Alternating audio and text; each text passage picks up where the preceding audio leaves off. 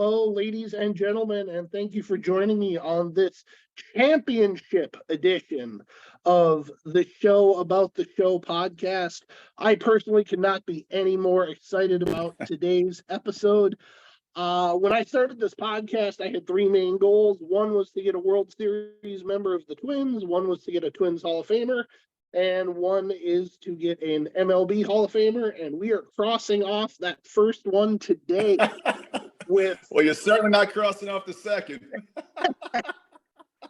We are crossing off the first one today with the man who I think has the second biggest hit in Minnesota Twins history, and some people say the biggest. Minnesota's own two-time World Series champion, Gene Larkin. Gene, welcome to the show. Thank you very much for having me. Much appreciated. Looking forward to the chat. Me too, man. Me too. Hey, personally, I just want to say thank you so much. Like I said, I think we'll get into it a little bit more later in detail, but I think you're at bat in that World Series Game 7. I think it means a lot to a lot of people my age and a lot of Twins fans, and I think we're really looking forward to it. So thank you very much. Absolutely. So you actually debuted in May of 1987, and you played until August of 1993. What do you remember about debuting, not just in 87, but kind of, 40 games or so into the season? It's not like you were on the opening day roster and you could kind of, I was sent down the week before camp broke in 87. It was my first big league camp. Learned a lot, met a lot of the guys that I was eventually going to become teammates with. But my first memory of that was just seeing guys like Bert Blyleven, Kirby Puckett, Ken Herbeck for the first time in the locker room that you were sharing, and trying to absorb as much as I possibly can. Obviously, the goal when your first big league camp is just to show the big league staff that you can kind of fit in, you kind of belong. You obviously want to make the team out of camp, but I knew that was a long shot.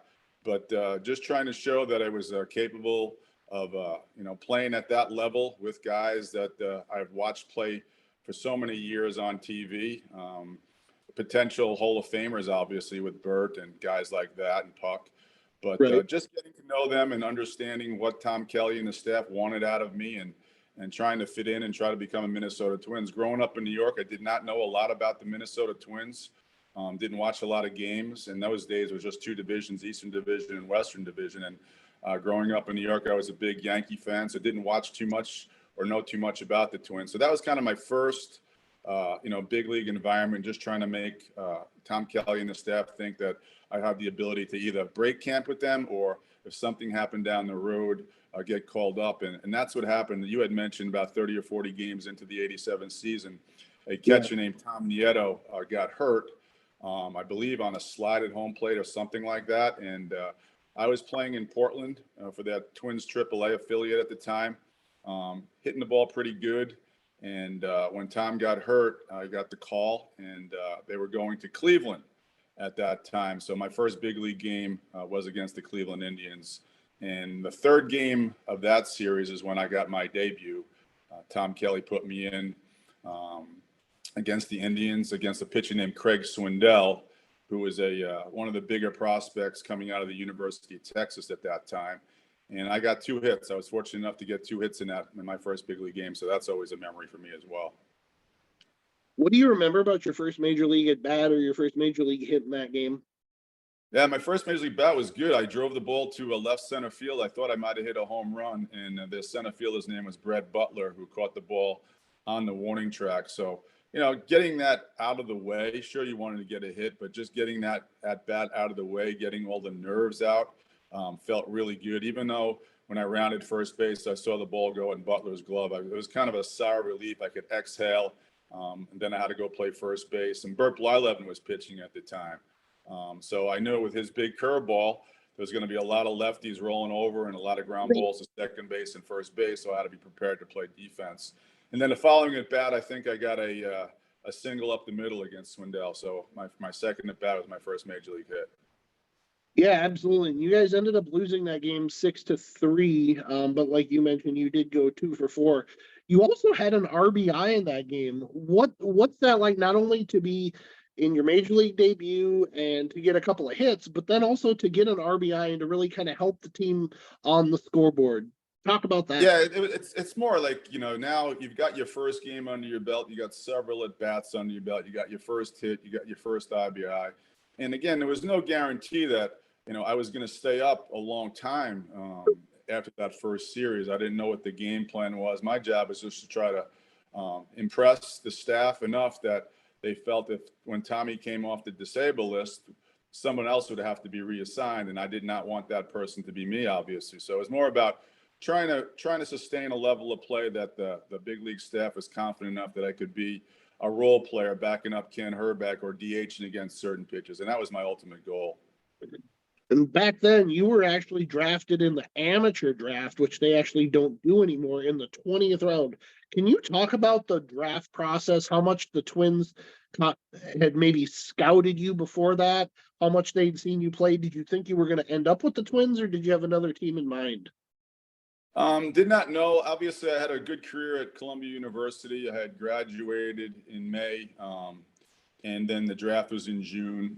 At that particular time, I was either going to go get a job in New York City in the financial industry, or I wasn't a big prospect coming out of college. Wasn't a lot talked about in regard to what round I was going to go in. I felt, based on my senior year at Columbia, the numbers I put up, that I was going to get drafted or get an opportunity somewhere. But really, at that point in time in your life, you don't care who drafts you. You just want to get an opportunity. So like you mentioned, the Twins drafted me in the 20th round. They gave me a hefty signing bonus of $2,500. So that was going to go a long way for me. But it wasn't about the money, obviously. It was just about the opportunity. I signed very, very quickly, and then they assigned me to the lowest level of the minor leagues in '84, which was Elizabethton, Tennessee at the time, rookie ball. Yeah, so you end up, we talked about how you debuted in 87, but you just mentioned kind of being in the minor leagues. What was it like being in the minor leagues back then, kind of compared to what, obviously it's very different today, but what was your experience, at least in the minor leagues, like back then? It's a tough journey. There's no question about it. I always tell people that they're trying to separate you, not only physically watching your skills, but they want to see who's mentally tough to play, because it is a grind. Your bus rides could be from short as 3 to 4 hours to 16 or 17-hour bus rides in the minor leagues. So, you get in late at night. You're not making any money. You're not sleeping in nice hotels. It's basically run-of-the-mill stuff. I remember in the Southern League, which is the AA league that the Twins were affiliated with, I played in Orlando. I lost 20 pounds because of the heat in that year. So it's a grind, but you're doing what you love. You're still looking for that opportunity to impress people, because the ultimate goal is to get to the major leagues and play against the highest level of ball. But I enjoyed the minor leagues. Everybody's in the same boat. No one's making any money. You make a lot of good friends to this day we still have contact with. So the stories roll, but it is a grind, and you kind of learn a lot about yourself. I keep telling people there's a lot of guys in the minor leagues that had more talent than I did, but they just weren't mentally ready to grind it out, because I think most of those guys had tremendous success, whether it was high school or college, and did not have a lot of failure. So when you first meet failure as a baseball player, you can go in either one or two different directions. You can grind it out and try to get better, or you can kind of have a mental depression, so to speak, and bad body language. And that kind of separates people too, because when you're getting evaluated in the minor leagues, obviously they want you to succeed and show them the skills, but they also want you to see how you handle failure, whether you're a good teammate, all that good stuff. So I tried to portray myself as someone that the Twins could rely on if they kept moving me up the ladder.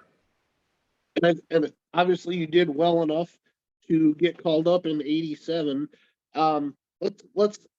Let's talk about 87, because 87 and 91 are the two really special seasons for a lot of not just Twins fans, but people my age. So in 87, you guys ended up winning 85 games. You went 87 and 77. It's one of the lowest win totals for any World Series winner, other than, I believe, the 2011 Cardinals, possibly. in the playoffs, correct me if I'm wrong, you guys in the ALDS, you beat the Texas Rangers, and then in the ALCS, you guys obviously beat the Tigers.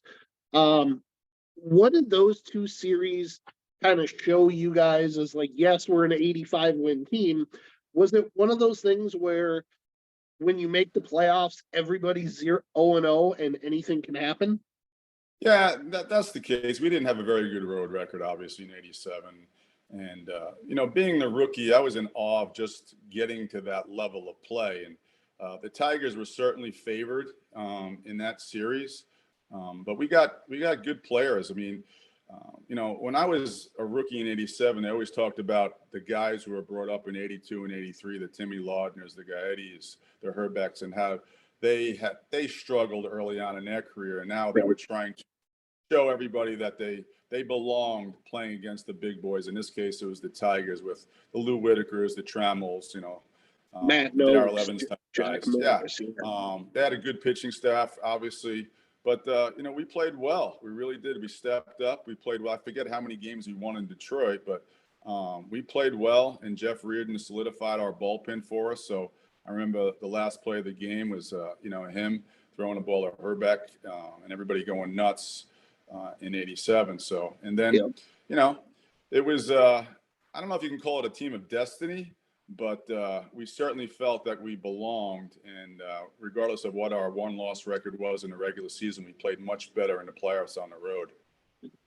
And how much of that is the guys being kind of maybe in, being like, hey, I'm in the postseason. We're close to this goal. And how much of that is TK and his staff? Because I feel like, TK was just such a great and smart baseball mind that he didn't let kind of those outside things interfere. How much did TK and his staff of Gardy and Tonio and guys like that play a role in that '87 season?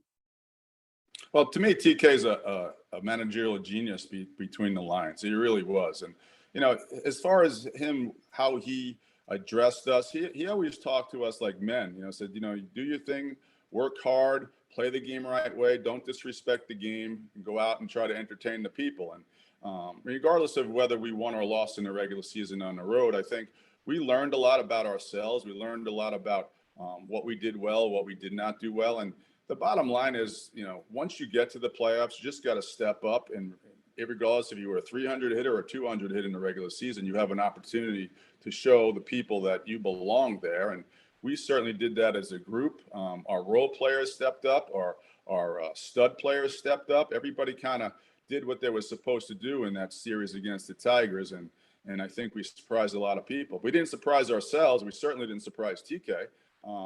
He always thought very highly of what team he put on the field, and he always used to make great decisions, rest people when they needed rest, communicate to them why they were getting that rest, or never wanted to play guys hurt. He treated you really, really well. I love the guy. He was terrific for me to learn the game at the highest level, and he was terrific for the other guys on the roster as well.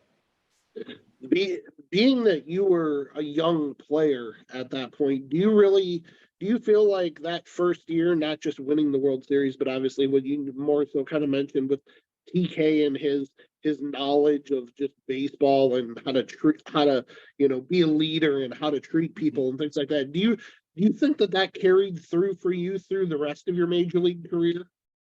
Yeah, I certainly learned the game the right way. Obviously, when people watch you play, they realize your physical skills, whether you can hit or not, throw or not, play defense or pitch or catch. That's the easy stuff to see improvement on. But it's kind of how you think the game through a little bit. Like I mentioned earlier in our conversation, this is a game of failure. And, when you're young, you want to stay in the big leagues, obviously. So when you kind of go down a road where you go in a little bit of a slump, mentally, you're always worried about, is this the slump that's going to send you back down to AAA where you got to start all over again? And, he would pull the younger guys aside and say, listen, you're here for a reason. We believe in you. Don't worry about a week-long stretch where you don't hit the ball, or a week-long 2 or 3 outings as a pitcher that you don't throw strikes enough. We believe in you. We're going to work through these failures. You're going to work through these failures. So from the mental perspective, he was terrific for me.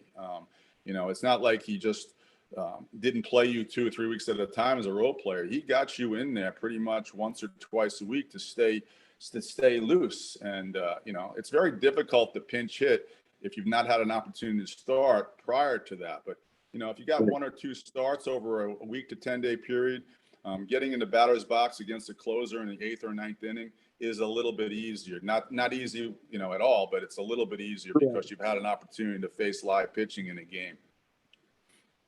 A couple of years ago at Twins Fest, I had the opportunity to do a white glove tour with Clyde Deppner, and the guest for that one happened to be Tom Kelly. And we were talking off mic about how I really kind of appreciate the nuances of baseball and the history of the Twins.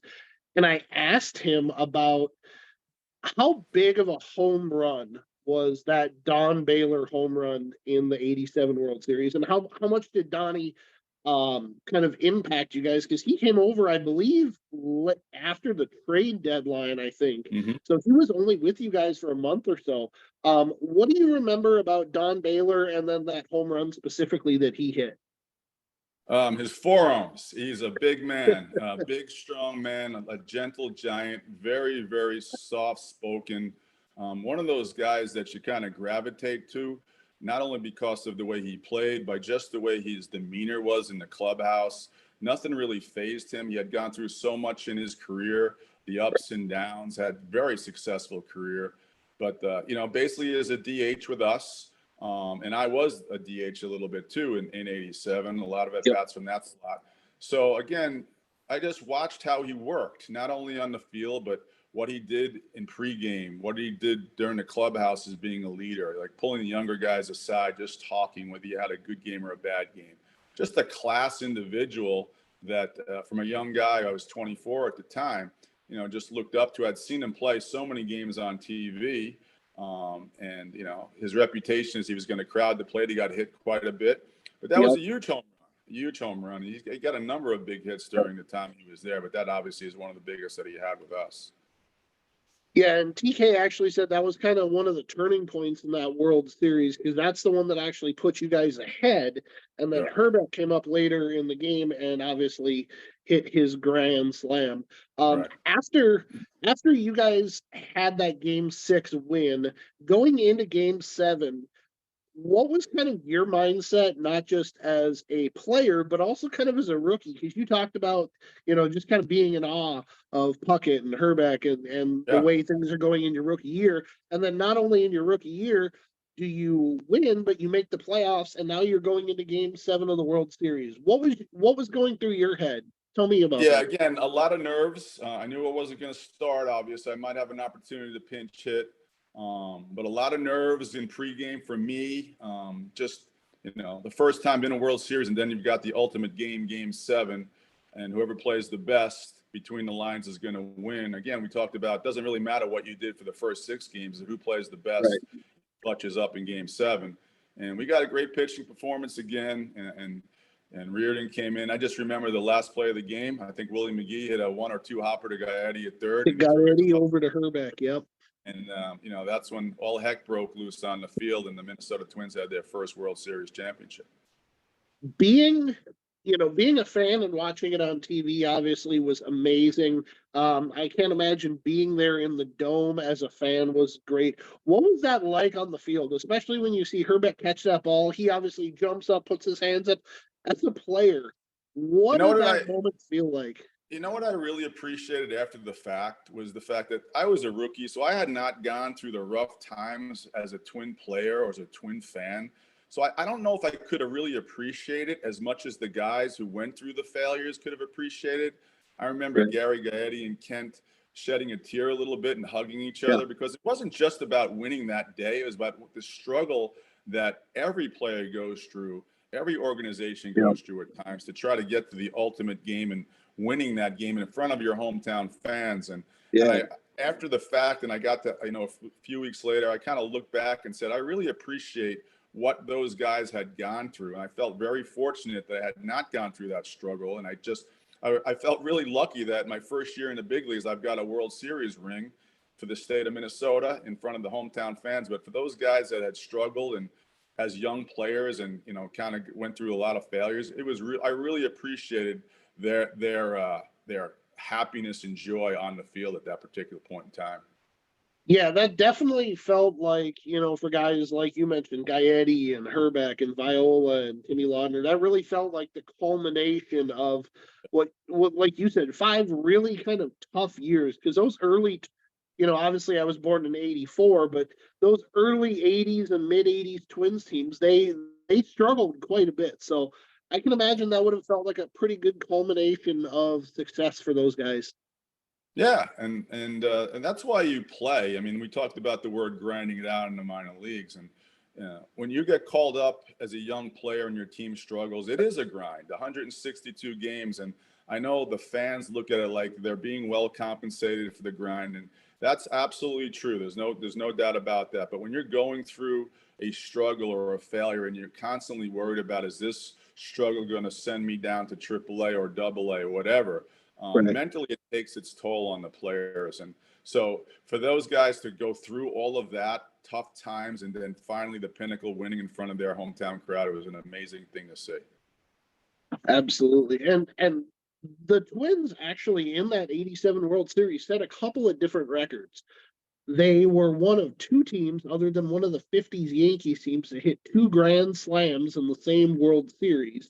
Yeah. And then it was also the very first World Series ever played indoors where the home team won every game. And that also happened again in '91, obviously. Frank Viola, let's talk about him because you guys obviously Bert played a big role too, but Frank Viola kind of carried you guys in that World Series, being the number one, the ace, the World Series MVP. What do you remember about Frank Viola, not just in that World Series, but kind of you had talked about, leadership and kind of Yeah. showing up every day, and talk to me about Frankie in '87. Yeah, so I knew Frank for a long, long time. We grew up in New York together, about one town over, and Frank was a terrific high school pitcher. And so I knew about his reputation. I used to go watch Frank pitch in high school because my father was such a fanatic about baseball. When he heard somebody close by had some talent, he wanted to go watch him play. So I went to watch his high school games for about 2 years, even though we were about 2 or 3 years apart. So I knew all about his reputation. Then he went to St. John's in New York, which is a D1 school, and he had a fabulous career there. So I knew of Frank before I got to the Twin organization. So then when I finally got called up in '87, he was one of the first guys I sought out. And he was always great for me. And, he's got that New York accent still to this day. It's bad. I've lost most of mine because I spent a lot of my time in Minnesota since I joined the Twins. But he's not lost the New York twang. And he was our ace. Terrific guy. We talked about his changeup quite a bit. Was his success. He talks about Johnny Padres teaching him that pitch in the minor league. He made him the pitcher that he was. So tremendous competitor. Laid it on the line for you, wanted the ball every fourth or fifth day. Just a great guy to have as your leader of the staff. Now, this one is a question that I've wanted to ask, but I've never had the opportunity because I've never been able to talk to somebody who was on both World Series teams. So, if you'll humor me, let's if the '87 Twins and the '91 Twins played a World Series best of 7 series, which team wins? Now, I personally tend to think that the '91 team does, and I think a lot of fans do, just because they seemed a lot deeper. They record wise, they were a lot better, but I think that '87 team is gonna give them a challenge. I mean, the pitching that you guys had on both of those Yeah. staff, you had Frankie and Bert going up against Jack Morris and either Scott Erickson or Kevin Tapani. So Yeah. if the two World Series Twins teams play a 7-game World Series, which team wins and why? I think the '91 would edge them out a little bit. You had mentioned our pitching depth. I think we were a little bit deeper on the starting staff in '91. Frankie and Jack probably negate each other, and then you go a little bit second or third starters. I think the depth on the '91 team is a little bit. I think the bullpen depth is a little bit deeper on the '91 team as well. You got Jeff as a closer in both of them. Defensively, very similar teams. Outside of the second baseman, were Knobloch or Lombardozzi. That was Knobloch's rookie of the year. Same Right. shortstop. It was Gaetti or against Pagliarulo and Leyes. Gaetti, the better career, but Leyes and Pags had great years going back and forth. Lefty, righty, platoon. Shane Mack was our starter out in right field outside of Bernansky, that type of deal. Bruno, great hitter. Shane probably has a better defensive player. And then the catching perspective, Timmy Laudner against Brian Harper. Timmy's a better defensive catcher, but Brian certainly was a better offensive hitter. Brian is probably the best two-strike hitter that I've ever seen at any level. Incredible. I mean, I used to watch him face closers in the 8th and 9th inning, go 0-2 and just battle, and still barrel the ball up for a hit or a walk. Incredible hand-eye coordination. So from an offense perspective, Brian was the leader from the catching perspective. So it would be a tough series. It certainly wouldn't be a sweep, but I'm guessing 6 or 7 games, the 91 team, especially if I was pinch hitting in 91, big guy. You know what I'm saying? I gotcha. What do you think are the two, or what do you think are some of the biggest similarities and also some of the biggest differences between the teams? You obviously just kind of laid out, obviously, the differences in players, but maybe in terms of style or the way you guys prepared, what are some similarities and differences between those two World Series teams? Oh, because of Tom Kelly's leadership, same coaching staff, essentially, the same makeup. I mean, you have a little bit different personality. Jack in 91, he's a guy that, bulldog. Same thing with Viola. Burt Blyleven, everybody knows Burt is the prankster, but when his turn came up, he was all business on the mound. The other 4 days, you had to watch him pranking everybody, but when his time came up on the mound, he was going to lay it on the line for you. So very similar. I don't know too much differently. I think the makeup is very, very similar for both of those teams because of the leadership up top. Sure. All right. I asked you this off air. Kirby was my favorite player. Can you give me a Kirby Puckett story, even if it's a little spicy? Well, it's not really spicy. I mean, I just tell you that before I tell you the Puckett story, because everybody knows he was a great player. But I would just tell you that from a young guy's perspective, the first time I met Puck in the locker room in '87 in Orlando, he came over to me and gave me a glove. He just came over and gave me a glove and said, I know you don't play the outfield, but here's my outfielder's glove and do what you want with it. And so did Herbeck. So just that you're very, very comfortable. It took me out to lunch every so often in Orlando right before I got sent down from big league camp. So basically, when you find the leader of your team or one of the top players on your team treating a guy who might be the 24th or 25th guy in the team that well, that says a lot about his character. He didn't have to show me any attention whatsoever. He didn't even know if I was going to make the team, and I did not make the team. So just that he showed that much attention to me and saved me a few bucks for lunch when the time came. But so just a little quick story. So we took extra hitting. All the role players, substitute players took extra hitting almost every day when we played home. When extra hitting simply means that you'd go out probably an hour and a half before regular BP starts, and you'd have pitchers or coaches throw you BP to get some extra swings because you're not getting as many at bats, obviously, as the starters.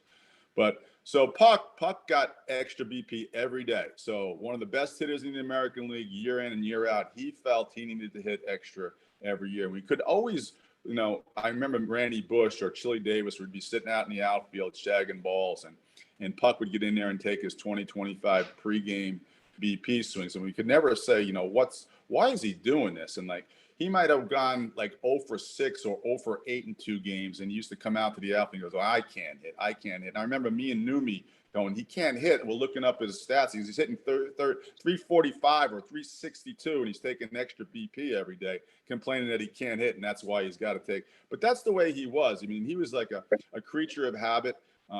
We talked about leaving the game at home. after the game is finished, whether you went 4 for 4 or 0 for 4. His main goal was just to win every game. And I mentioned that all our guys are like that who are leaders, whether it was Herbeck or Viola. As long as you won the game, as long as the Twins had a W next to their team's name, they don't really care how they performed in the game. They'd rather go 0 for 4 with a win as opposed to 4 for 4 with a loss. And when you get that from the top down, that really impacts you as a young player. And we talk about, try to understand keeping the level or how you think mentally when you're not going good. If you got your best guys kind of treating the game that way, leaving it, behind after the game is over, because you can't really change what happened in the past. You just try to treat the next game as the biggest game of the day. Absolutely. Yeah, I had Mike Trombley on the podcast about 5 years ago, and I asked him for a Kirby story, and he talked about sitting in the locker room looking at his first big league check, and Puck walked by, pulled out a wad of cash, and said, "Hey, Trom, you want me to cash it for you?" Exactly. He always had a lot of cash in his pocket, that Puckster. Absolutely. He's very, very well missed by a lot of Twins fans, myself very included. Sad. Yep. Absolutely. It wouldn't. I couldn't talk about Puckett if I didn't talk about the other guy. Talk to me about T-Rex. Obviously, he's a Minnesota native. You guys are still, there's a bunch of you, yourself, Wadner, Laius, all these guys, Gladden, who still live kind of in the area, in the state, and do things together. Tell me about Kent Herbeck, if you were going to sum Herbie up both as a player and as a person. Never ever changed who he was. Obviously, I'd never met him when he was growing up, but I knew of him as a Minnesotan, a true Minnesotan, a big hunter, big fisherman, outdoors type guy. Yep. He's the one guy that everybody says, who's the guy that had the most carefree attitude? All he wanted was the Minnesota Twins to win. That is Kent to a T. You could not tell how well he hit or played defense after the game was over. He was just smiling if we won, and he was upset if we lost. And that's the one thing that I always tell people, that, you would never really know. He's just a terrific guy. To this day, I mean, I see Kent all the time in fantasy camp every January. A group of us go down there for fantasy camp in Fort Myers. And he's the same guy. All his success, hometown hero, 2 World Series rings that he brought to his hometown, still living in the same home in Bloomington that he but in the area. And you would never know who he was. You would never know he was that great an athlete, because he doesn't like to talk about himself. And he's just a terrific, terrific person, a big-hearted guy, one of my favorite people to ever be around. As a Twins fan, I guess the way I would describe Herbeck is he's probably the one guy from both World Series teams, other than yourself, obviously, that I would love to just sit and have a beer with. What's it like having a beer with him? Yeah, he had a few beers after every win. So he's he's just a down to earth, blue collar type guy. Like I said, you would never know that he had a successful career playing baseball. If you could walk up to him on the street and just started talking to him, you would never even know who he was, because he would never talk about himself. So that's the kind of guys that you like to associate with. Just a good person, good-hearted person. Absolutely. Let's switch over to 91. Obviously 91 was a big year. You mentioned it. You guys had the Rookie of the Year, Chuck Knobloch. You guys also signed Jack Morris in the offseason. I think that was probably the biggest move. That might be still to this day the biggest free agent signing in Twins history, especially given how it ended. You guys were down in Fort Myers, Florida, at the Lee Sports Complex down there. When you guys started that season, you started kind of slowly in April and turned it on. You guys ended up winning a bunch of games. When did you guys know in that season that, hey, we got something special here? Well, if you remember in 90, we didn't have a very good season. So when they went out and got Jack, obviously he's a guy that, led the Tigers to a lot of winning games and basically a Hall of Fame career. But, getting to know him, he's from Minnesota. is kind of like a guy that it's tough to know, tough to break the ice a little bit with Jack. The funny thing was about Jack, when he pitched to Tigers, he beaned me in Tiger Stadium one game. Okay. So I tried to break the ice. I said, Jack, what's the deal? You remember beating him? He goes, yeah, I meant to hit you, but I didn't mean to hit you in the head, which I thought was kind of funny. But that was obviously the big move that we did in the off season. Getting Chili Davis was another big move. Right. From a DH perspective, switch hitting guy. Again, another gentle giant, tremendous size, power from both sides of the plate. So that just made our lineup deeper. So that was two big moves that the front office made for us. But you're right, we did start off slow. But again, there was never any panic, even based on, we were coming off a losing season in '90 and we weren't starting off real well. There was no sense of panic. TK never let anybody panic. He understood it's a 6-month season, 162 game schedule, and just let the talent take over. And it took us a little while to mesh, but we got it together. And, obviously the record speaks for itself and the World Series speaks for itself. Yeah, you guys ended up playing Toronto that year in the playoffs, and that Blue Jays team. That was the Devon White, Paul Molitor, team. Talk about that series, because obviously everybody talks in '91 about the World Series, but that series is kind of one of my favorites. It's kind of a low key good series. You had the thing that sticks out to me from that series is Pagliarulo's home run. Yeah. So Toronto had some good staff and they had some good relief. If you remember Dwayne Ward and Tom Henke, 8th and 9th inning. I kind of evaluated, since I'm a pinch hitter, DH, I always evaluated, obviously, the pitching staff that we would be facing. But they had a good team. They had a really good defensive team, scored a lot of runs. But again, you think about our starting staff with Jack and Erickson and Tapani. Those are the guys who stepped up. Absolutely. Guthrie and Willis in the pen. Those are the guys that stepped up, and we just scored enough runs to get it done pretty consistently. So I remember more about the World Series than I do about the playoffs, but I just know that our pitching staff did a real nice job. Yeah, so let's talk about the World Series, because I think the '91 World Series, not just as a Twins fan, but I think just as a lot of baseball fans that I talk to, it's kind of universally recognized as the greatest World Series ever. You had 5 of 7 games end on the last play of the game or the winning run. You guys win the first 2 in the Dome. You go to Atlanta. You lose all 3. One of them 14-5 in fairly convincing fashion. You come back for Game 6 with your season on the line.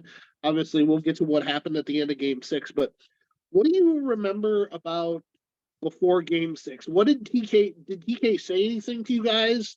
Like, how did he what was kind of the mood in the clubhouse at that point for that going into that game? Same mood it always is. Don't panic, just keep playing. You had mentioned we won the first 2 games, then lost the next 3 at Atlanta. I remember Game 3 as a game we could have won. Yeah. And that was probably one of the most disappointing losses that I've ever had in my career, because it was there for the taking and we just didn't get it done. And going up 3-0 obviously would have put a lot of pressure on the Braves, but give them credit. They won that game, and then they dominated one of the other 2 games. I forget which one you had mentioned. They scored 14 runs. But going back to Game 6, we're feeling okay because we're going back home. We know we're playing in front of our fans. And so we're confident going into Game 6 that, we can get it to Game 7. And we talked about it, get to Game 7, who's going to be pitching Game 7. So we felt that if we can get by Game 6 in front of our hometown crowd, then all the pressure goes back to Atlanta, where they got to beat us in Game 7. I've always heard the story. Puck wrote about it in one of his books. He said that he walked into the clubhouse that day and said, "Y'all jump on my back. I'm going to carry us today." Do you remember that? Is that true? Yeah, I do. The funny thing is, the Puck said that a lot, so it just wasn't about that particular game. He came through, obviously, with the home run and the fantastic catch. But that wasn't the first time he said jump on his back during a game or if we were struggling a little bit, because that's the kind of guy he was. He was a leader, and he tried to, keep everybody loose in the clubhouse, and that was kind of his way us rolling his eyes at him a little bit, saying, how many times are we going to hear it? Get jump on your back? Well, he meant it in game 6 because he's the reason why we won that ball game. Yeah, definitely. So you talked about it, not just the home run, but also the great catch. I think the most important play when I watch game 6 in 91, I think the most important play of that game is Knobloch's head fake and Lonnie Smith not scoring on a base hit. Because if he scores, the Braves take the lead. I think that's game 7, right? Or yeah, I'm sorry, game 7. Yeah. What do you remember specifically about that double play? And then you also had Sid Bream hit into a 3-2-3 double play. Like those are those clutch moments that I think a lot of fans don't realize. Those moments, if they're not done correctly, that turns the tide of the game. Yeah, it's a huge play. Lonnie Smith was on first base with nobody out, and I think Pendleton might have hit the double. Yep. And Smith was going on the pitch, and he didn't pick up the baseball, and Gags and Nabi kind of faked him out, so he kind of hesitated. So he would have scored standing up on that particular hit if he had just kept going and had picked up the baseball or did not listen to the Knobloch and Gagne fooling him a little bit. He would have stood up at home plate for the first run of the game. And, once the first run of the game scores, the complexion of the game certainly changes. Absolutely. And you got another guy in scoring position on second base. But, he made a mistake. It helped us out. So you have second and third with nobody out. Still a tough situation to Jack to pitch out of, but he certainly did. I believe he got somebody to pop up, and then bases were loaded, and then Bream hit to Herbie, back to Harper, back to Herbie. Is that is etched in a lot of Minnesota Twins fans' heads too, as well as one of the biggest pitches and swings of the year. Absolutely. Let's talk about Kirby's at bat in Game 6. Obviously, Philly Davis told the story about how he was him and Puckett were waiting to hit while Charlie Lebrand was taking his warm-ups, and Puck supposedly turned to Chili Davis and said, dog, I think I'm gonna bunt. And Chili looks at him and says, Puck, bunt my bleep. Get a pitch up and hit it out. And Kirby did. Yeah. And what do you remember specifically about that moment? Just because it's such an iconic moment. Yeah, so that obviously there's the guy you want up in that particular situation. The fact that Puck was even thinking about bunting is funny to me, because there's no way he's bunting. I don't know what he was thinking of. But anyway, I'm glad that Chili talked him out of the deal. But Charlie Lebrand's out pitch was changeups. Yeah. And he had a good one. He was a very good pitcher throughout his whole career. Absolutely. But through one too many changeups up and in the strike zone, and Puck took the barrel to the ball. And as soon as the ball made impact with the bat, you knew it was gone right away. I mean, in those days, you had the plexiglass up there, right? So had to get over the plexiglass, but he hit it well enough where it really was a no doubter. And as soon as it hit the stands, the whole Metrodome went nuts, obviously. And we went nuts in the dugout. And again, that's what we just got to get through Game 6, play our game, and then we know what's going to happen in Game 7. We got our stud Morris coming in there, and the Braves would be devastated after losing Game 6. And Puck did the job for us. Yeah, and he actually did the job earlier in the game too, if I'm not mistaken. I think it was his first or second at bat. He hit a double or a triple. Yeah, that really started that scoring. So he definitely, that was kind of the Kirby Puckett game. Let's move on to Game 7. This is, I think, what a lot of Twins fans, and especially myself, have been waiting to talk about. So we talked about the Lonnie Smith double play. You've got Jack Morris in there. In your mind, was there anything that Tom Kelly could have said to get Jack Morris to leave the game? No, I mean, I think TK respect Jack in his opinion. As long as Jack said he had enough left, he had given us that much. I mean, obviously it's a tough call for a manager. He's got to weigh what he believes Jack is losing something, or Jack feels like he's the kind of guy that's got an opportunity to finish this game off. And to TK's credit, he listened to the guy. I mean, Jack was not going to lie to him, I don't believe. And he had pitched so well to that point. From a teammate's perspective, I thought it was his to win or lose. I really did. And I think everybody on the bench was happy that he allowed Jack to finish the game off. Absolutely. And obviously, we'll get to your moment here in a minute, but just for a Twins fan who grew up in Minneapolis to know that it's a hometown guy on his hometown team winning the World Series, I mean, man, that had to just, did Jack say anything to you after the game about like, man, I just, St. Paul boy just won the World Series? Well, again, that was, that's why, as silly as it sounds, that's why you bring someone like Jack Morris to a team like the Right. Twins, because of his attitude on the mound, his competitiveness on the mound. He's the kind of guy that you really feel good about taking the field. Like every time he pitched, like you felt like he was going to get deep in the game and give you a very good chance of winning the game. So what else would you want for a Game 7 Right. opportunity to get a guy like that on the mound who's going to compete his butt off? Right.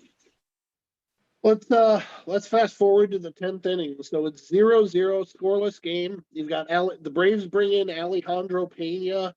Um, you guys have Gladden up. He hits that famous broken bat hit, hustle Yep. double. Really, Yep. really heads up play by Dan. Yep. Knobloch bunts him, advances him to third. They intentionally walk Puck. They intentionally walk Herbeck. Gene Larkin comes up. And it looked to me like you were limping a little bit. Maybe it looked like you maybe had like a knee issue. Physically in that moment, how were you feeling? Nervous. So yeah, I had a bad knee. It was wrapped up pretty good, but I certainly could swing the bat. That wasn't going to get. It's more about running to first base or whatever. But in that particular situation, when TK called upon me in the dugout, just said it's your turn up. Very nervous.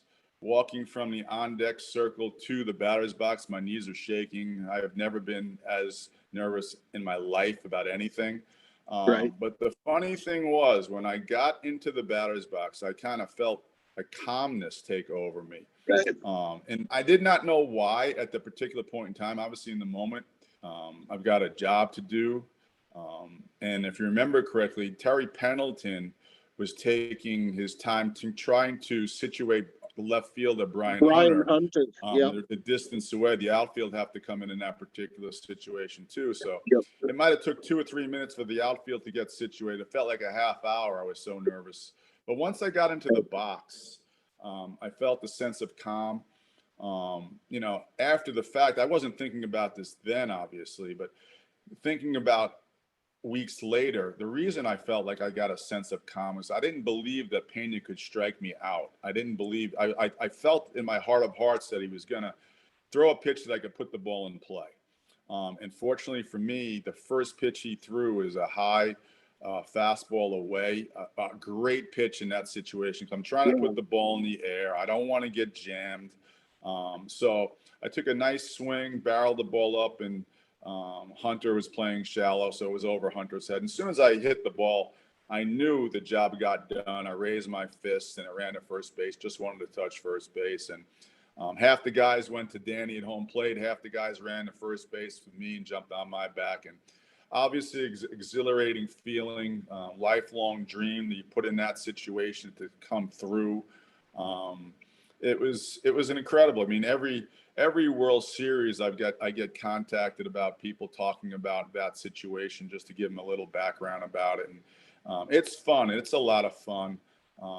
And I keep telling people I don't want that to be the last hit that the Minnesota Twins have in the World Series, because that's right now, that is my claim to fame as well. It is. And I think a lot of Twins fans, myself included, would definitely agree with you on that. Going back to that at bat, though, you mentioned obviously kind of how you were feeling in your mindset a little bit. Were you also kind of telling yourself, don't hit into a double play? Because I think that's kind of what the Braves were, because they had Lemke and Blauser playing in, and it almost looked like they were hoping that you were going to ground into a double play. Yeah, absolutely. You don't want to do that. But, the one thing from a hitting perspective, you don't want the umpire to play a factor in the at bat, meaning you don't really want to get 2 strikes on you, right? Because then the nerves get bigger from both the hitting perspective and the umpire perspective, too. Right. So you want to take the umpire out of this. And that's why I felt very fortunate that he threw the first pitch for a strike because I wanted to get after the first pitch strike. He threw a fastball. If you ask him, he probably wants to come in and up on that particular pitch, but he let the pitch out over the plate, an easier pitch to get the barrel to, and an easier pitch to hit a fly ball. So I was really fortunate that he threw the pitch that he did. I've got to know, as somebody who we talked before the show started. As somebody who collects Twins memorabilia, what if any memorabilia other than obviously the ring, do you have from that 87 or 91 World Series? I've got the bat that I hit in '91. Okay. Yeah, I still have the bat. It's on my mantle. The ball that I hit, I understand, is in the Hall of Fame with the '91 memorabilia.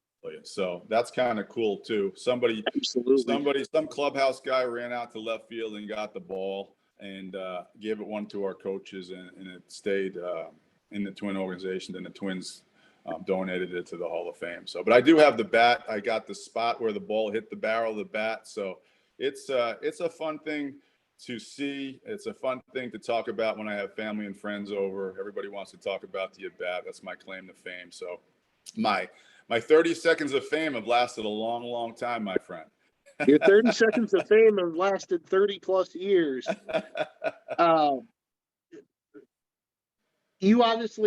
You ended your career in 1993, and after that, you're now into coaching and being an instructor for players only. Can you talk about how you got into that? Did you always have an interest kind of in the coaching because of the fact that you had such a great manager and a great strategist, and you had mentioned it earlier, a baseball genius in TK, or was it something that kind of happened naturally after your playing career?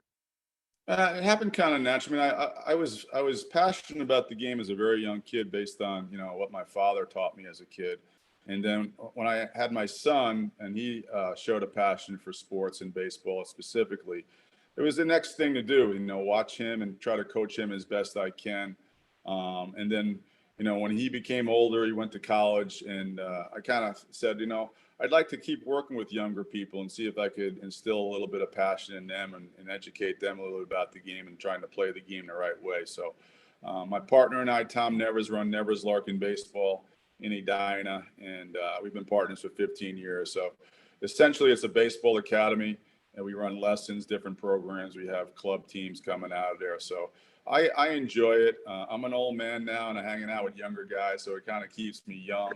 And I still have a passion about teaching kids how to play the game the right way. So it's a lot of fun to me. Last year, you guys actually celebrated in 2022 the 35th anniversary of the 87 team.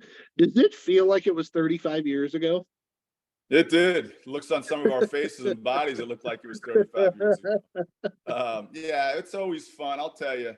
The longer you're away from former teammates, the greater it is when you get to visit with them. The stories are still solid. We have a few too many beers, but you talk about stuff that a lot of us didn't even remember, but someone brings up an anecdote about what happened during a season or spring training or a practice, and you start to giggle and laugh. And everybody will tell you, once you leave the game, the thing that you miss the most is the camaraderie in the clubhouse, the stuff that you hear and talk about in the clubhouse away from the field. And you become really, really good friends. And that's, you asked me what's similar to both teams. I would tell you that the 87 and 91 teams, the camaraderie on both of those teams were phenomenal. I had mentioned how they always take care of younger players, whether you're the last guy on the team or the best player in the team. Everybody got together on the road to rehash certain games. So there wasn't very cliquey teams where if you talk to certain guys on other teams, it's very cliquey, 3 or 4 guys here, 3 or 4 guys there, pitching staff versus hitters. It wasn't like that with those two teams. Everybody got along very, very well. And we looked forward to, being in the clubhouse on the road or when you were away from your family, because that was your family when you were on the road, to get to know those guys. So that's kind of the unique thing about both those teams. Everybody got along pretty well. When you look at baseball as a game today, obviously it's a vastly different game than it was when you played. What do you think of some of the rules that have been implemented? Mostly the pitch clock, the runner on second base at extra innings. Give me some of your thoughts on those rules. So I love the pitch clock. It was a necessity to me. I don't go to a lot of big league games now, but the games I go to prior to the pitch clock, it got old. I mean, these 3.5 hour games, too many swings and misses. So I think the adjustment with the pitch clock is terrific for the game. I'm glad they got rid of the so-called shift where your second baseman was playing right field and your shortstop was playing second, your third. I never liked that. I mean, I understand that hitters should try to change their approach a little bit based on the shift. None of them do that though. So I like the fact that they've cut down on the shift a little bit. The game is just a very, very different game now. It's not better or worse. It's just different. And from my perspective as a 60-year-old man now, it's not as enjoyable to watch because there's too many non-contact at bats. You know, I understand that pitching is a lot more velocity driven now. So there's going to be a lot more swings and misses naturally. But I wish that the hitters would try to put the ball in play a little bit more with 2 strikes, especially with man on third with less than 2 outs. So it's kind of stuff like that as the analytics has changed the game. And I'm not quite sure it's completely for the better. I understand it's different and times will change and technology does take over a little bit. Now algorithms take over a little bit. But I do believe before the shift was altered this year, it kind of took the athleticism away from the game. I always enjoyed the shortstop having great range in the hole or behind second base. Third basemen were third basemen because they didn't have enough range to play short. But now you're trying to make him play short, so it's taken away his strength. So stuff like that. Now I think with less of a shift, I think you're getting back to seeing more athletes play in the infield where their athleticism are. It's fun to watch athletes be athletic and make great plays. So that's what I like about the game now. I want to wrap this up. You've given me way more of your time than we had scheduled, and I can't thank you enough. But Sure. I am wondering about fan mail. How much fan mail do you get from? How much fan mail do you get? Not necessarily from Twins fans, but just in general. Hey, you Believe know. it or not, I get a lot of fan mail. It's Okay. funny to me. I still get quite a bit of fan mail, and I'm Okay. behind in my fan mail right now. So I'm glad you reminded me that I got to get some of this done. But I do get more than you think. Listen, I'm very honest, and I'm not saying this humbly. I was a below average major league player who had one great at bat. And the fact that people still remember me because of that at bat, and it's not. I don't get a lot of requests for autographs, for cards from Twins fans. It's out of state people that I get. So that's kind of odd to me a little bit too, but I appreciate it. I mean, I've always felt that, you know, kids should get any autograph they can. The players should try to get as many autograph signing as they can. You can't sign everybody. So you're going to take people off. You can't. But you should do the best you can, especially signing for young people, because that is the future fan and the future player of the game. Absolutely. I personally want to say that I have sent Mr. Larkin fan mail probably 5 or 6 times. It's all been cards, and he is very, very kindly sent it back and inscribed how I wanted it. So I can say that he does read and reply to his fan mail. So what else do you have going on in your life? Anything else you want to talk about? I usually give the last couple minutes to my guests. No, I'm rooting for the Twins. They're playing in a really bad division. They're playing 500 baseball. I want to see them make a run for it. They didn't make any trades during the break here. You know, you could agree or disagree. They're going to go with the guys that got them here. I want to see Buxton healthy. I want to see Correa get hot. I want to see them make a run and compete in the playoffs, because that's the ultimate goal for a player and a fan, is see your team play in playoff competition. And like I always say, it doesn't really matter how you perform during the regular season, as 87 indicates, basically a 500 team. You can make your mark. You could get hot real quick, and that's my goal. Absolutely. See the Twins. I would like to see the Twins go deep in the playoffs and hopefully get to a World Series. I would love that too, and more importantly, I would love to see them win a single playoff game to start with. So that way I don't ever have to hear about 0-18 anymore. I don't want to hear about it. I don't ever want to hear about it.